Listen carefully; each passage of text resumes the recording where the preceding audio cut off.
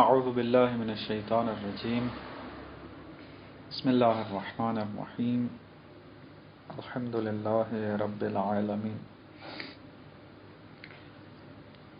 والفرق بینہما من وجوہ الاول ان المختار يمكنه الفعل والترك معا بالنسبة الى شيء واحد والموجب بخلافه۔ پاس ہماری صفت قدرت میں چل رہی ہے کہ صفت قدرت جو خداوند متعال کے مورد میں استعمال ہوتی ہے اس کا کیا معنی ہے۔ کچھ مقدماتی باتیں آپ کی خدمت میں عرض کی تھی اور اس کتاب کی حد تک اتنی ہی باتیں اکتفا کرتی ہیں، کافی ہیں،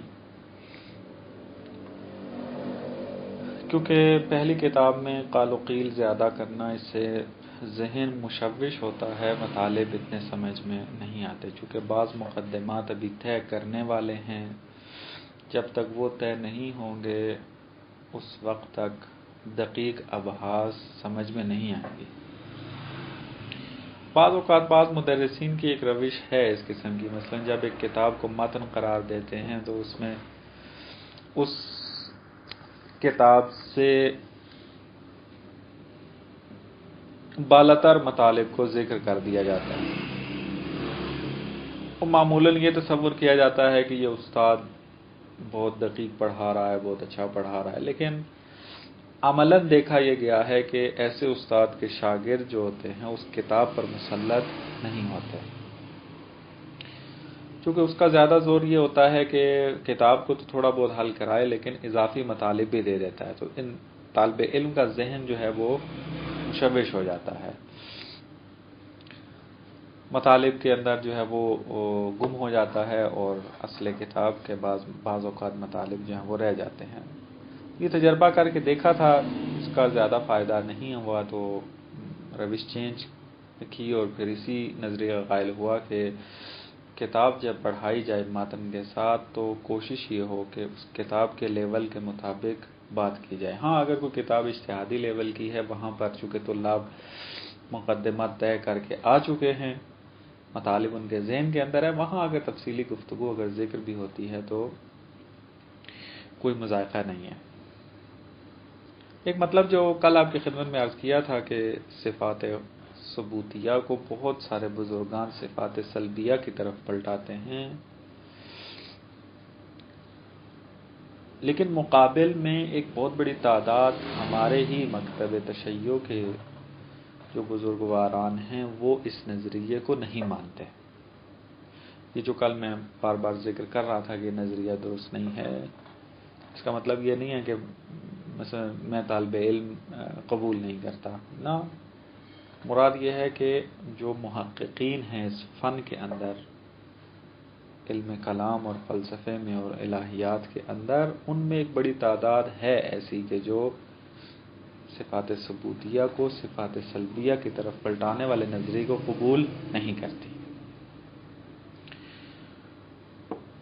آپ دیکھ لیں خود جناب صاحب فاضل مقداد کی روش بتا رہی ہے کہ یہ صفات ثبوتیہ کو صفات سلبیہ کی طرف نہیں پلٹا رہے، چونکہ اگر ان کا نظریہ یہ ہوتا کہ اللہ قادر صفات ثبوتیہ اس کو پلٹائیں سلبیہ کی طرف، تو کیا کہنا چاہیے تھا ان کو؟ خدا قادر ہے یعنی عاجز نہیں، اتنا کہہ کہ کافی تھا ان کے لیے، ایک سطر میں فقط کہہ دیتے اللہ قادر ہے، اس کا مطلب یہ ہے کہ خدا عاجز نہیں ہے۔ اتنی طول و تفصیل میں جانے کی ضرورت نہیں تھی کہ قدرت کا معنی یہ ہے، قادر کا معنی یہ ہے کہ ان شاء فعل ان لم یشاء لم یفعل مثلا۔ یہ قدرت کی تعریف کرنا اس مقام کے اندر اس بات کی طرف توجہ دلا رہا ہے کہ جناب فاضل مقداد صفات ثبوتیہ کو صفات سلبیہ کی طرف نہیں پلٹاتے، کیونکہ صفات ثبوتیہ کو اگر صفات سلبیہ کی طرف پلٹائیں تو صفت کا معنی آپ کا حق نہیں بنتا، چونکہ ان بزرگواران نے اس لیے یہ نظریہ اختیار کیا ہے کیونکہ اگر ہم خدا کی صفات کا خدا کے مورد میں معنی کریں گے تو تشبیہ لازم آئے گی، اور اگر آپ قدرت کا معنی کرتے ہیں کہ قادر مختار اس کو کہتے ہیں کہ ان شاء فعل و ان لم یشاء لم یفعل، اور پھر کہتے ہیں کہ خدا قادر ہے تو اس کا معنی یہ ہے، اس کا مطلب ہے کہ آپ قدرت کا معنی کر رہے ہیں۔ آپ نہیں کہہ رہے کہ قادر یعنی لیس بعاجز، مطلب یہ نظریہ درست نہیں ہے۔ تفصیلی گفتگو عرض کی تھی کہ بعد والی کتاب میں انشاءاللہ عرض ہوگی اگر توفیق ہوئی خدا کی شامل حال اس کتاب کو تدریس کرنے کی، کہ صفات اس نظریے کو اگر مان لیا جائے تو تعطیل لازم آتی ہے۔ یعنی اگر کوئی پوچھے آپ سے کہ اللہ قادر ہے، اس کا کیا معنی ہے، آپ کہتے ہیں عاجز نہیں ہے، خوب اگلا بندہ سوال کرے گا درست ہے قادر کہہ رہا ہوں، مجھے پتا ہے کہ عاجز نہیں ہے، اتنا پتہ چل گیا کہ خدا عاجز نہیں ہے، لیکن قادر ہے سے کیا مراد ہے؟ قادر کس معنی میں ہے؟ خدا قادر ہے کیا مراد؟ یعنی قادر کا معنی کریں آخر۔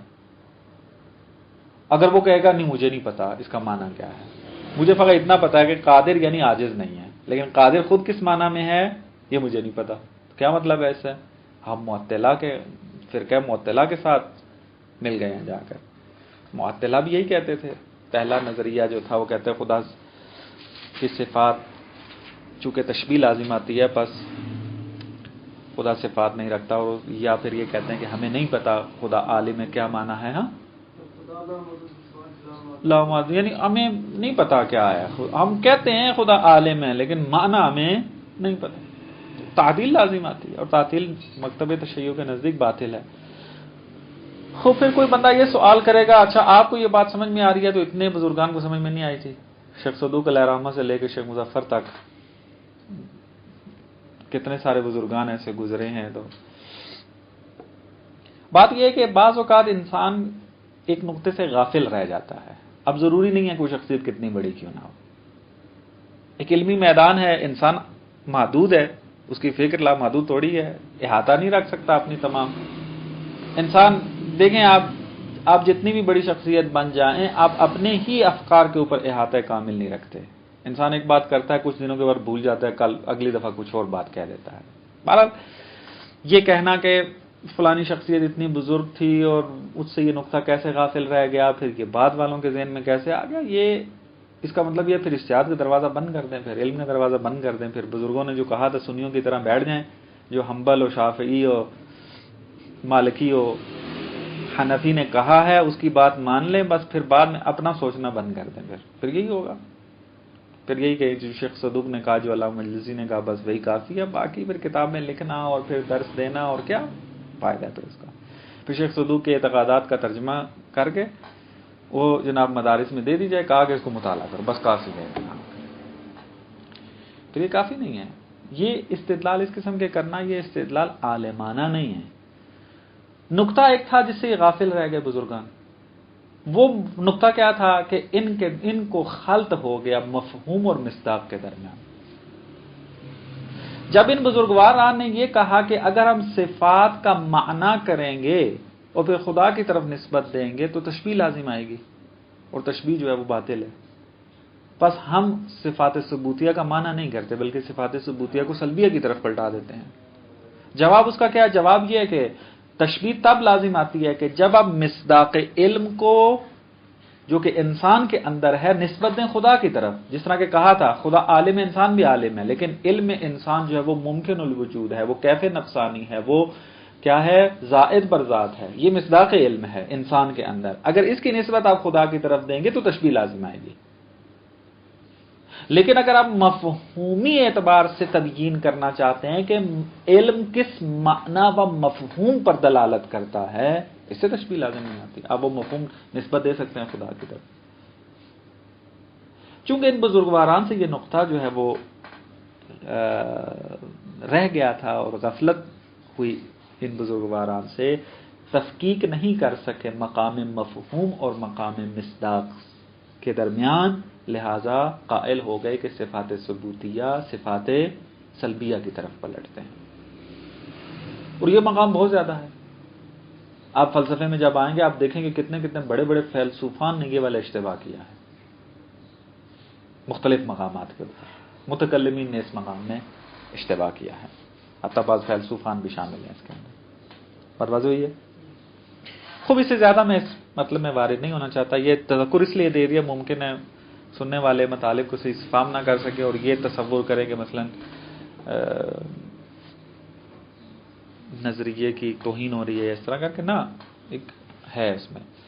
کسی نے اگر اس کو بہت ہی تفصیلی انداز سے پڑھنا ہو تو ایک کتاب ہے سخن گفتن از خدا، تقریباً 1000 صفحے کے قریب اس کے کتاب ہے. سخن گفتن از خدا یعنی خدا کے بارے میں گفتگو کرنا کیسے کریں، کیونکہ صرف خدا سے آپ نے جب بات کرنی ہے تو کس کے ذریعے کرنی ہے؟ ڈائریکٹ خدا سے گفتگو کرنی ہے، صفات کے ذریعے گفتگو کرنی کیا ہے؟ اس میں پھر تفصیلاً اس بندے نے بحث کی ہے. جتنے نظریات ہیں صفات خدا کے اندر، چاہے وہ غربیوں کے ہوں یا شرقی علماء کے یعنی ہمارے علماء کے ہوں، چاہے وہ سنی ہوں یا شیعہ، اس کے اندر تفصیلاً اس بات کو ذکر کیا ہے ادلہ کے ساتھ اور صحیح نظریے کو بیان کیا ہے. جو تفصیل کا خواہاں ہے وہ اس کتاب کی طرف رجوع کریں، وہاں آپ کو یہ مطالب مل جائیں گے. اور اس نظریے کو الہیات سلبی کے نام سے بھی یاد کیا جاتا ہے. اگر کہیں پر آپ عنوان دیکھیں الہیات سلبی، اس کا مطلب یہ ہے کہ یہ بزرگواران قائل ہیں کہ صفات ثبوتیہ صفات سلبیہ کی طرف پلٹ رہی ہے. اس نظریے کو کہتے ہیں الہیات سلبی. شیخ صدوق الہیات سلبی کے قائل ہیں، شیخ مظفر الہیات سلبی کے قائل ہیں، عبداللہ شبر جو ہیں وہ الہیات سلبی کے قائل ہیں، بہت ساری قاضی سعید قمی جو ہیں الہیات سلبی کے قائل ہیں، اسی نظریہ قائل ہیں. بہرحال یہ مقام یہاں تک رک گیا، روک دیتے ہیں. اور ایک قرینہ آپ کو ذکر کیا ہے کہ فاضل مقداد کا پھر کیا نظریہ ہے. تو عبارتوں سے یہ لگتا ہے کسی بھی جگہ پر فاضل مقداد نے یہ نہیں کہا کہ اللہ قادر یعنی لیس بعاجز، اللہ عالم لیس بجاہل، بلکہ کہاں ہے قدرت میں وارد ہوتے ہیں تو قدرت کا معنی کرتے ہیں، علم میں وارد ہوتے ہیں تو علم کا معنی کر رہے ہوتے ہیں. اس کا مطلب یہ ہے کہ صفات سلبیہ کا الہیات سلبی کے قائل نہیں ہیں. خوب اصل باس میں وارد ہوتے ہیں. قادر مختار کا معنی یہ کیا تھا کہ ان شاء فعل وان لم یشاء لم یفعل، ان لم یشاء لم یفعل. اگر مشیت ہو، اگر چاہے تو فعل انجام دے گا، اگر نہیں چاہے گا تو فعل انجام نہیں پائے گا. یہ فاعل مختار تھا. اب آ کر یہاں پر بیان کرتے ہیں کہ ہم فاعل مختار، قادر مختار اور فاعل موجب، یہ فلسفی اصطلاح ہے. موجب یعنی جو قادر نہ ہو اس کو موجب کہتے ہیں. ان کے درمیان کیا فرق ہے جناب شارح یہاں پر یہ بیان کرتے ہیں. پہلا فرق یہ بیان کرتے ہیں کہ تعریف سے واضح ہو گیا کہ مختار جو بھی ہو، جو اختیار کے ساتھ اپنے افعال کو انجام دیتا ہو، اس کے لیے ایک فعل کو انجام دینا اور ترک کر دینا اس کو برابر ہے. مثلا میں فاعل مختار ہوں، گلاس میں پانی میرے سامنے پڑا ہوا ہے، میں چونکہ فاعل مختار ہوں، میں اس پانی کو پینا اور پانی کو نہ پینا میرے لیے برابر ہے. چاہوں تو پی سکتا ہوں، چاہوں تو نہیں پی سکتا، دونوں برابر ہیں میرے لیے. لیکن جو فاعل موجب ہوتا ہے، جو مجبور ہوتا ہے، جو عاجز ہوتا ہے، وہ کیا ہے؟ وہ حتماً ایک ہی فقط نسبت کو انجام دے سکتا ہے، یا انجام دے گا یا انجام نہیں دے گا. دو طرفیں اس کے لیے مساوی نہیں ہوتی. مثلا کوئی آ کر کیا کر دے، مثلا آگ کی مثال لے لیتے ہیں. آگ فقط اور فقط حرارت دے گی. حرارت نہ دینا اس کے اختیار میں نہیں ہے. اس نے حتماً حرارت دینی. پس موجب وہ ہے کہ جو ایک فعل کو حتماً انجام دیتا ہے، یعنی ایک طرف کو حتماً اس نے انجام دینا ہے، یا چاہے وہ ترک والی ہو چاہے وہ فعل والی ہو. لیکن فاعل مختار فعل و ترک اس کے لیے مساوی ہوتا ہے. پہلا فرق یہ بیان کرتے ہیں. دوسرا فرق یہ بیان کرتے ہیں کہ فاعل مختار جب فعل کو انجام دیتا ہے تو وہ اپنے فعل کا علم رکھتا ہے. مثلا میں اس وقت بول رہا ہوں، فعل انجام دے رہا ہوں، میرے اس فعل کے پیچھے علم پوشیدہ ہے، یعنی میں جانتا ہوں کہ میں بول رہا ہوں. میں اگر پانی پی رہا ہوں تو میں جانتا ہوں کہ میں پانی پی رہا ہوں، اپنے فعل کا علم رکھتا ہوں. یہی علم سبب بنتا ہے اس بات کا کہ میرے اندر اس فعل کو انجام دینے کی قدرت، یعنی انگیزہ ایجاد ہوتا ہے، میرے اندر ارادہ آتا ہے اور میں فعل کو انجام دیتا ہوں. یعنی سب سے پہلے جب انسان فعل کو انجام دینا چاہے تو کیا کرتا ہے؟ مثلا میں نے اگر یہاں آ کر تدریس کرنی تھی تو کیا ہے، مجھے پہلے علم تھا کہ میں نے وہاں پر جا کر تدریس کرنی ہے، پھر اس کے بعد شوق آتا ہے، پھر ارادہ آتا ہے، پھر فعل انجام پا جاتا ہے.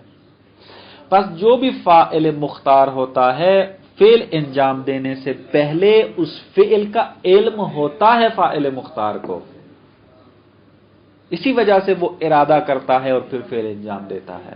آپ کوئی ایسا فاعل مختار نہیں دکھا سکتے کہ جو فعل اختیاری تو انجام دے لیکن اس سے پہلے علم موجود نہ ہو. فعل اختیاری میں آپ کو کوئی مورد ایسا نہیں ملے گا. حتماً پہلے علم ہوگا اس فعل کے بارے میں، پھر ارادہ اور پھر فعل انجام پاتا ہے. پس فاعل مختار وہ ہے کہ جس کے فعل سے پہلے کیا ہوتا ہے؟ علم ہوتا ہے. لیکن فاعل موجب جو ہوتا ہے اس سے پہلے علم کا ہونا ضروری نہیں ہے. مثلا آگ فاعل موجب ہے. آگ سے اگر پوچھا جائے کہ تمہارا فعل کیا ہے تو وہ آپ کو جواب ہی نہیں دے سکے گی، کیونکہ فاعل موجب ہے، اس کو اپنے فعل کا علم نہیں ہے. یہ فاعل موجب ہے. یہ دوسرا فرق.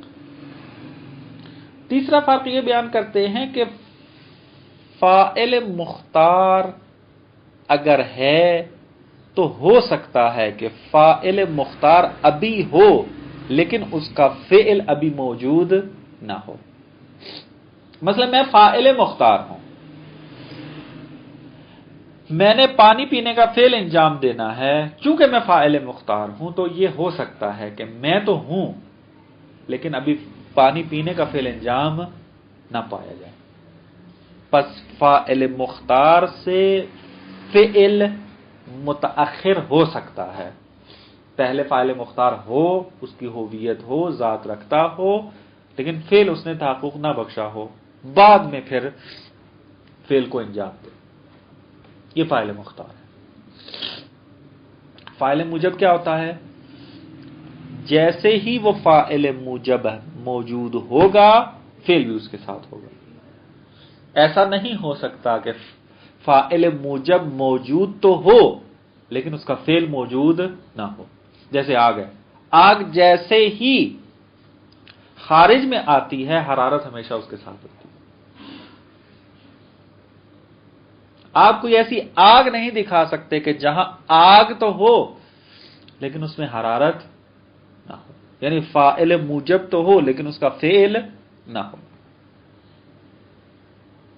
نہیں آپ دکھا سکتے. بس یہ تیسرا فرق ہے کہ فاعل مختار کا فعل اس سے متاخر ہو سکتا ہے لیکن فاعل موجب کا فعل اس سے متاخر نہیں ہو سکتا. ان تین فرقوں کو پڑھیں، پھر بعد میں اگلی بات پڑھتے ہیں. الفرق بینہما من وجوہ، فاعل مختار یعنی قادر مختار اور موجب کے درمیان مختلف جہات سے فرق موجود ہے۔ الاول، پہلا فرق، ان المختار يمكنه الفعل والترك معا بالنسبة الى شيء واحد۔ فاعل مختار یا قادر مختار وہ ہوتا ہے کہ جس کے لیے فعل اور ترک مساوی ہو ایک شے کی نسبت، یعنی جو فعل انجام دینا چاہتا ہے اس کی نسبت فعل و ترک اس کے لیے مساوی ہوتا ہے۔ والموجب بخلاف، لیکن موجب ایسے نہیں ہوتا۔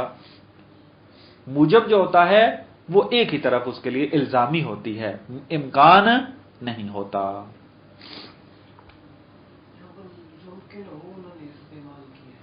بھائی متکلمین کی روش پہ چلے آئیں گے، تعبیر درست نہیں۔ جی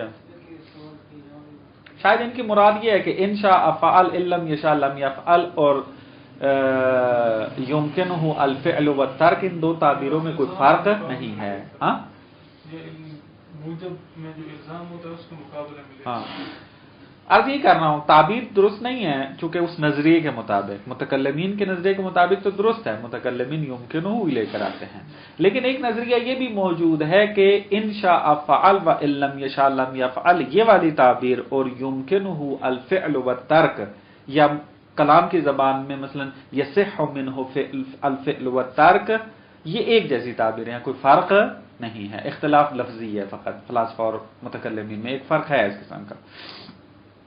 بہرحال ابھی اس تفصیل میں نہیں جانا چاہتا میں، آپ انشاءاللہ بڑی کتابوں میں جا کر وہاں اس کو حل کریں گے کہ حق کس کے ساتھ ہے، متکلمین کے ساتھ ہے، فلاسفہ کے ساتھ ہے، یا اس کے ساتھ ہے کہ جو کہتا ہے ان دو تعبیروں میں کوئی فرق نہیں ہے، یہ بڑی کتابوں میں انشاءاللہ۔ الثانی، دوسرا فرق کیا ہے، ان فعل المختار مسبوق بالعلم والقصد والارادہ، مختار کا فعل مسبوق ہوتا ہے علم، قصد اور ارادے کے ساتھ۔ مسبوق یعنی کیا، فعل سے پہلے علم، قصد اور ارادہ موجود ہوتا ہے، پہلے علم ہوگا، پھر وہ قصد کرے گا، پھر ارادہ ہوگا، پھر کیا ہے، فعل کو انجام دے گا۔ مجبور تو ذاتاً مجبور ہو یا مجبور ہو جائے، کوئی بھی صورت لے لیں۔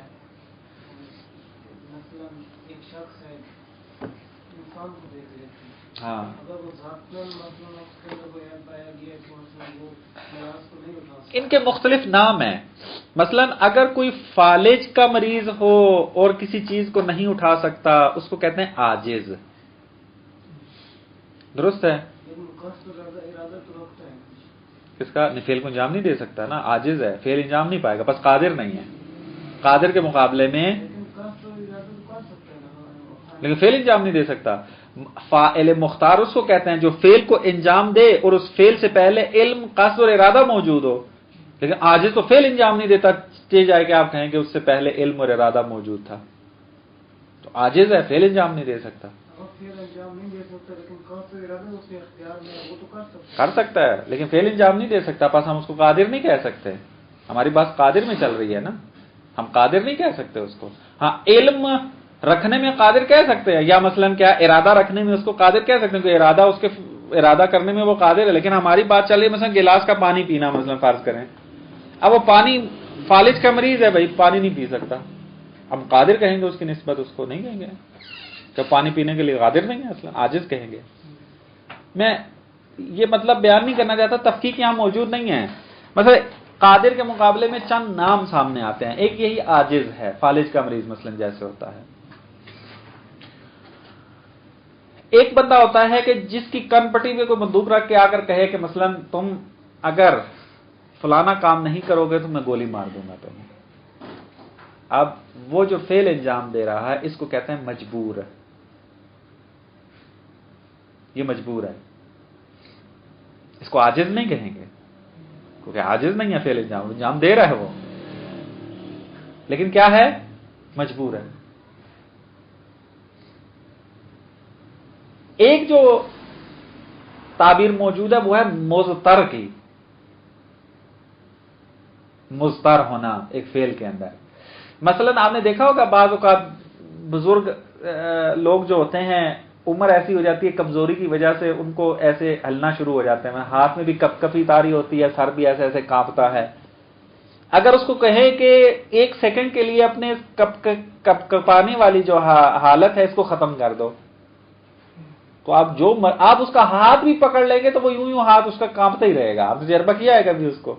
आप हाथ पकड़ भी ले उसका तब भी वो यूं यूं कांप रहा होगा। ये कपकपी तारी होना उसके ऊपर, ये वो उसके हाथ में नहीं है, उसके इख्तियार में नहीं है, वो नहीं रोक सकता इसको। यहां पर उसको ये नहीं कहते कि मजबूर है, मजबूर कहते हैं, लेकिन यहां पर जो लफ्ज इस्तेमाल होना चाहिए वो ये है कि ये मुज़तर है।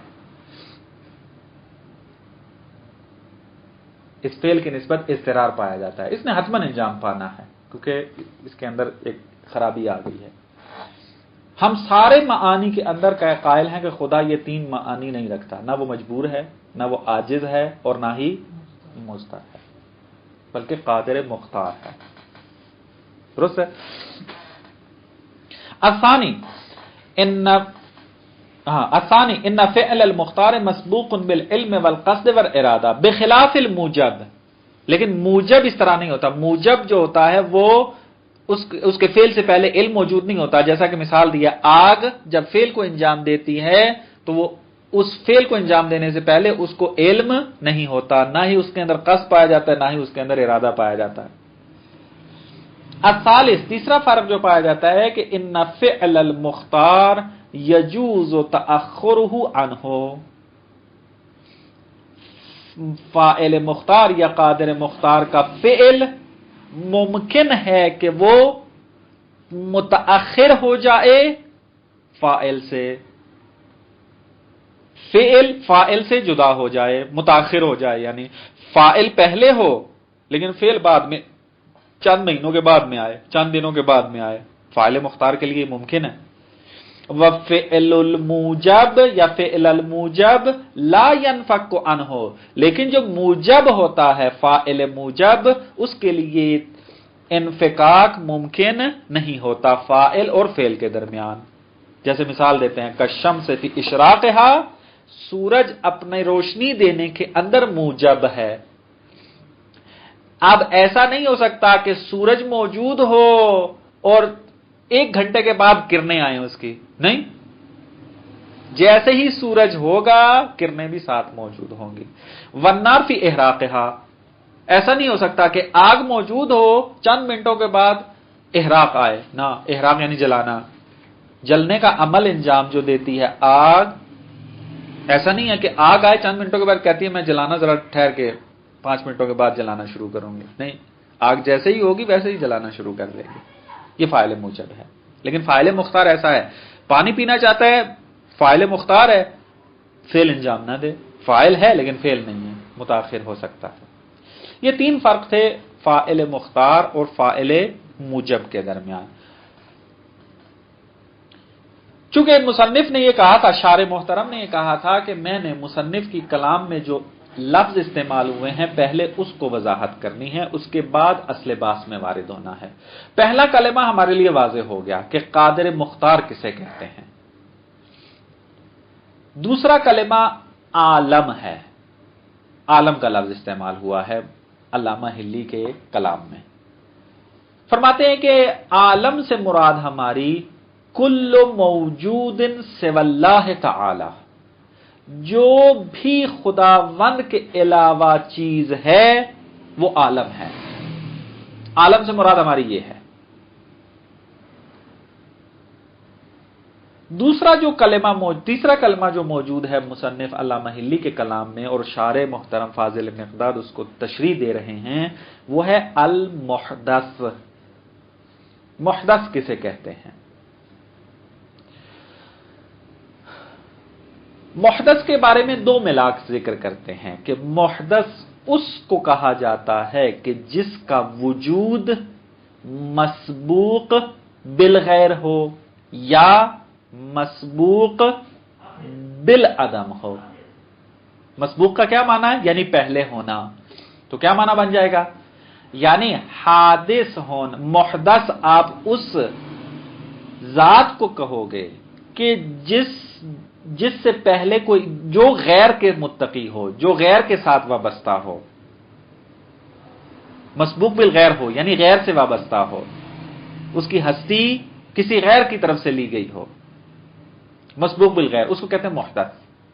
جیسے کہ مثلا انسان ہے، فرشتہ ہے، جو بھی ہے، پوری کائنات جو ہے وہ کیا ہے؟ مسبوق بالغیر ہے،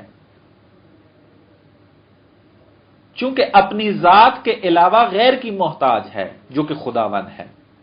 پس پوری کائنات محدث ہے. کیوں محدث ہے؟ چونکہ غیر کے ساتھ وابستہ ہے، مسبوق بالغیر ہے، لہذا محدث ہے. اور ایک ملاک جو محدث ہونے کا ہے وہ یہ ہے کہ ایک شے ایک زمانے میں نہیں تھی، بعد میں آئی ہے.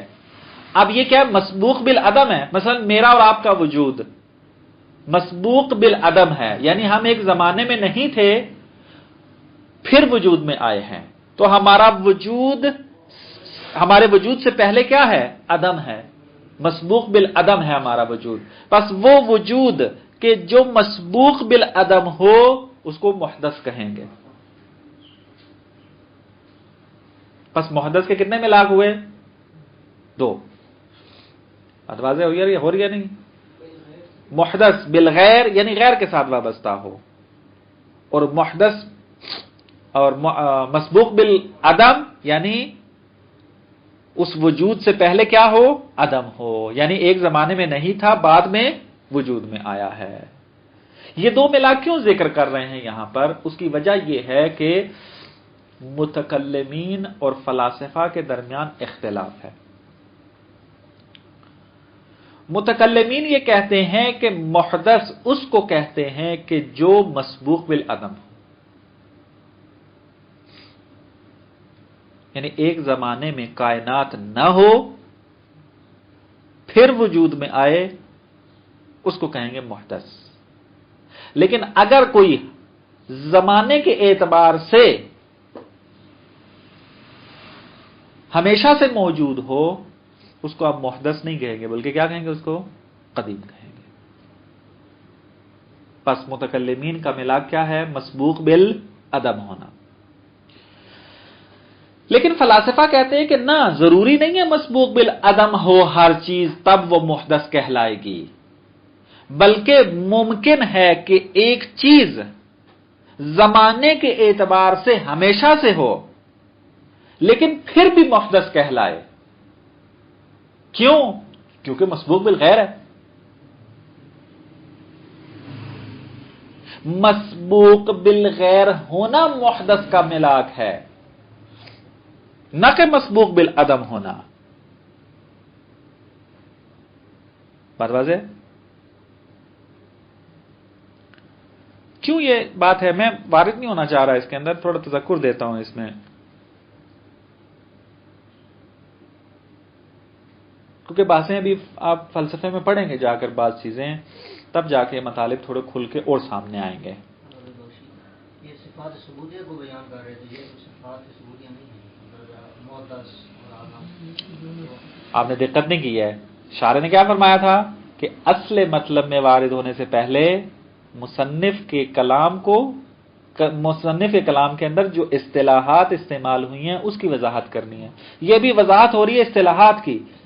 ابھی ہم نے بعد میں پڑھنا ہے جب یہ کہیں گے نا اذا تقرر ھذا، جب تمام جملات، جب تمام کلمے آپ کے لیے واضح ہو گئے، فنقول، اب یہاں پر ہم ثابت کرتے ہیں آپ کے لیے کہ خدا قادر ہے، اس کی کیا دلیل ہے. بات واضح؟ خوب. متکلمین کے نزدیک مجرد ذات فقط خدا کی ہے، باقی کوئی بھی ہستی مجرد نہیں ہے. نہ فرشتے مجرد ہیں، نہ ہی جن مجرد ہیں ان کے نزدیک، اور نہ ہی روح مجرد ہیں ان کے نزدیک. کوئی بھی چیز ان کے نزدیک غیر از خدا مجرد نہیں ہے.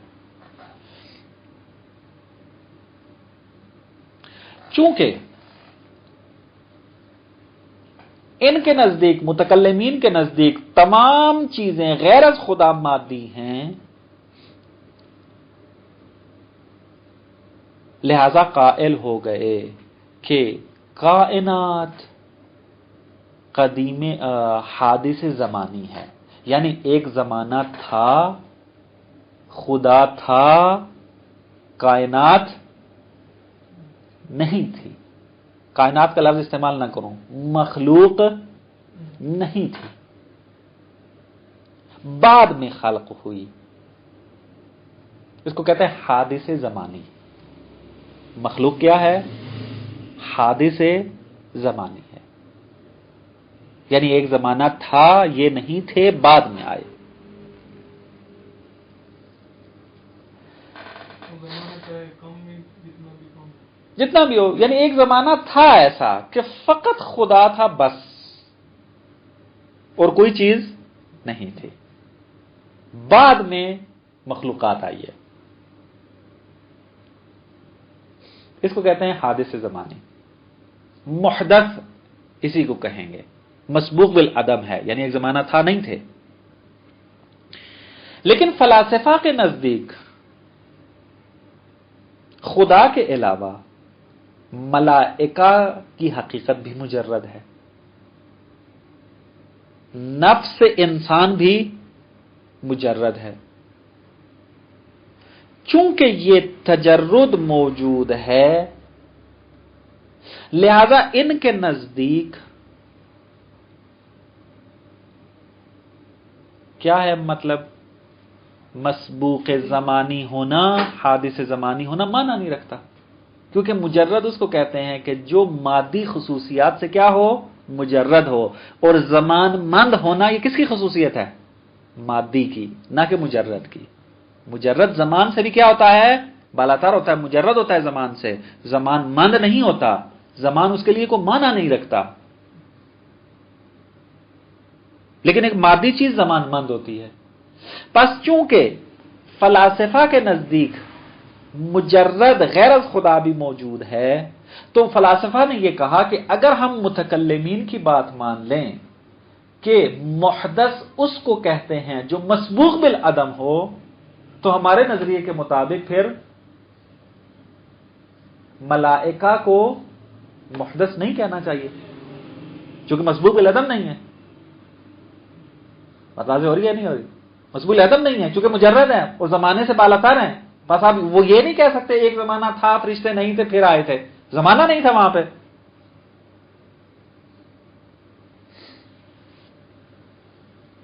خوب، اگر متکلمین کی تعریف لے لیں تو یہ کیا محدث نہیں کہلائیں گے۔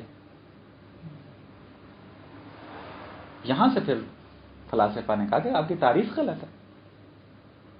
محدث اس کو نہیں کہتے جو مسبوق بالعدم ہو۔ درست ہے مسبوق بالعدم بھی محدث کا ایک ملاک ہے، لیکن ملاک تام نہیں ہے، بلکہ ملاک تام مسبوق بالغیر ہونا ہے، یعنی ہر وہ ذات کے جو غیر کے ساتھ وابستہ ہو جائے اس کو کہیں گے وہ محدث ہے۔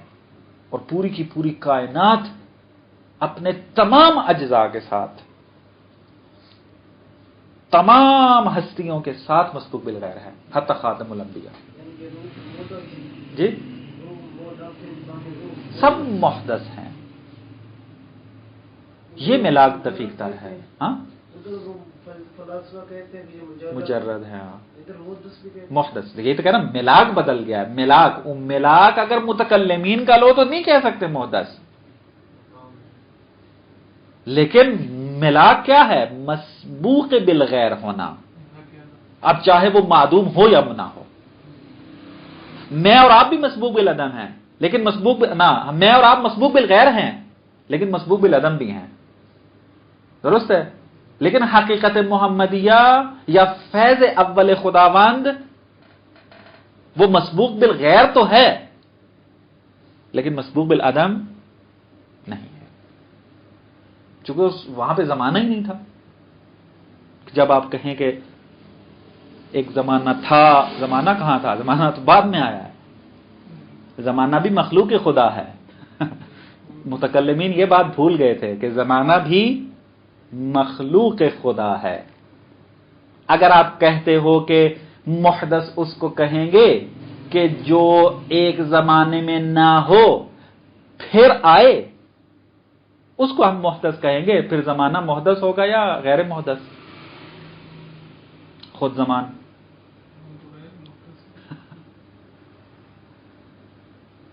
خود زمان کیا ہوگا پھر؟ خلق کرنا سے ابتدائی ہے خدا کی. ان چیزوں کی طرف نہ جائیں. زمانہ یعنی بعد میں خلق ہو اس وقت. ملا کیا دے رہے ہیں متکلمین کہ ایک زمانہ تھا، مخلوق نہیں تھی، بعد میں آئی ہے، پس یہ محدث ہے. ہم کہتے ہیں ٹھیک ہے مخلوق ہوگی محدث. یہ زمان یہ محدث ہے یا نہیں ہے؟ ملاک زمان کو بنایا. ملاک زمان کو بنایا ہوا ہے.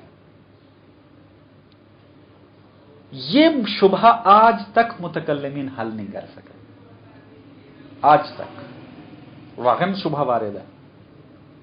لہذا متکلم فلاسفہ میدان میں آئے، کہتے ہیں کہ محدث کی تعریف یہ ہے کہ وہ چیز جو مسبوق بالغیر ہو،